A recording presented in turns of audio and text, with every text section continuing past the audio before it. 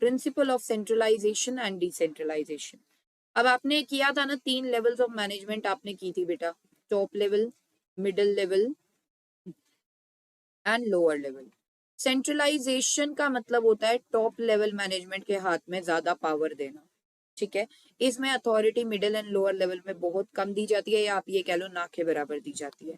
Decentralisation का मतलब होता है इसमें अथॉरिटी इवनली डिस्ट्रीब्यूट की जाती है, फेयरली डिस्ट्रीब्यूट की जाती है among top level, middle level and lower level management. तो आइए बेटा देखते हैं। हाँ, मिडिल एंड लोअर लेवल में सेंट्रलाइजेशन में तो बिल्कुल होती ही नहीं है। तो centralisation refers to concentration of authority और power at the top level only. Centralisation का मतलब क्या है कि सिर्फ टॉप लेवल मैनेजमेंट में अथॉरिटी दी गई है, टॉप लेवल मैनेजमेंट वालों को ही अथॉरिटी दी गई है। Decentralisation refers to evenly distribution of authority among all the members of the organisation. Decentralisation में होता है कि जितने भी मेंबर्स हैं ऑर्गेनाइजेशन के, उनमें इवनली डिस्ट्रीब्यूट कर देना अथॉरिटी को।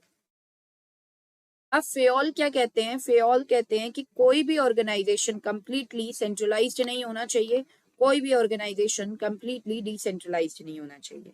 तो यहाँ पे उनका ऑर्गेनाइजेशन से मतलब है activities of the organisation, activities of the organisation.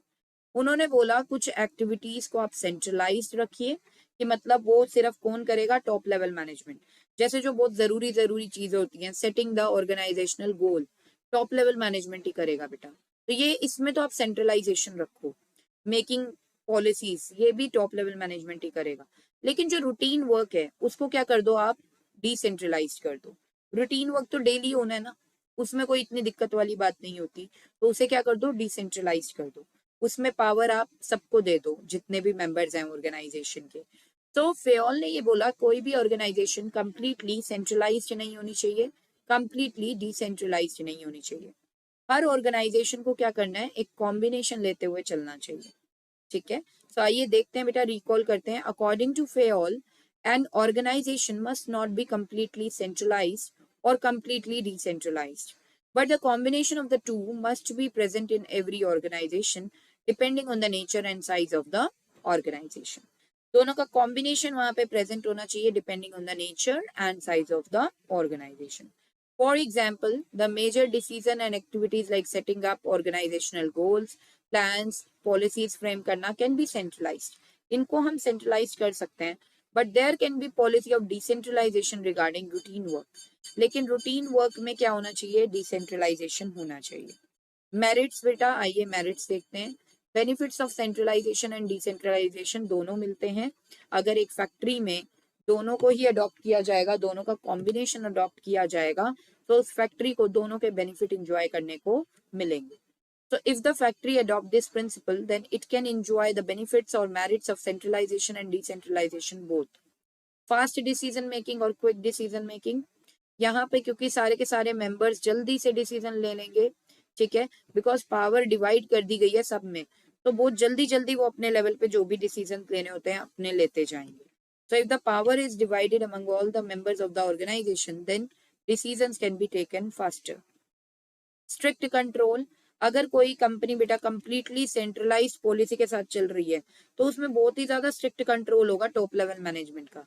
और आजकल के एम्प्लॉइज ऐसे नहीं है जो बहुत ही ज्यादा कंट्रोल में, बहुत ही ज्यादा स्ट्रिक्ट रूल्स एंड रेगुलेशंस में रहे और वो बेस्ट भी दे दें काम में।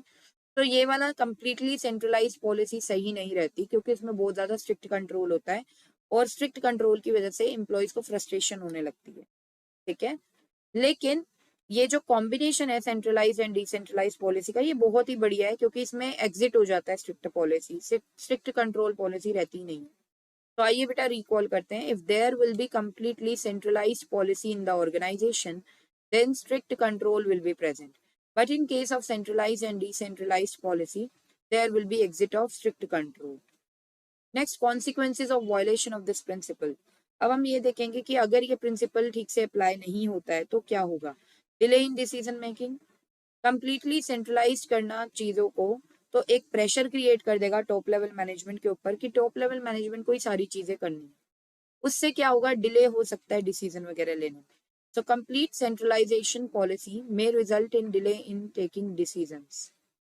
Misuse of authority, authority का misuse भी हो सकता है जब हम सारी की सारी authority टॉप लेवल को दे रहे हैं, तो टॉप लेवल मैनेजमेंट क्या कर सकता है बेटा, मिसयूज भी कर सकता है अथॉरिटी का. So there will be misuse of authority if there will be complete centralisation.